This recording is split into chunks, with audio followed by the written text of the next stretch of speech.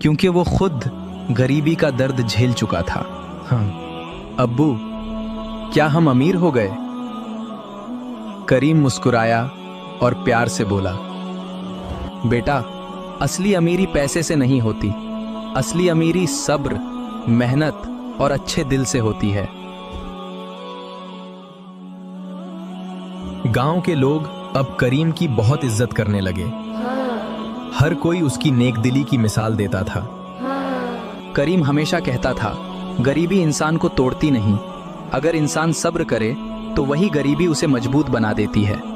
समय बीतता गया और उनका जीवन खुशहाल हो गया। लेकिन करीम ने कभी अपने बुरे दिनों को नहीं भुलाया।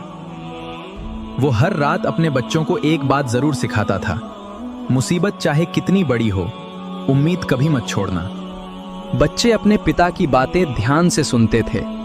उनके दिल में भी मेहनत और इंसानियत की कद्र बढ़ने लगी। धीरे धीरे उनका छोटा सा घर खुशियों से भर गया। जहां पहले आंसू थे, अब वहां सुकून और मुस्कान थी।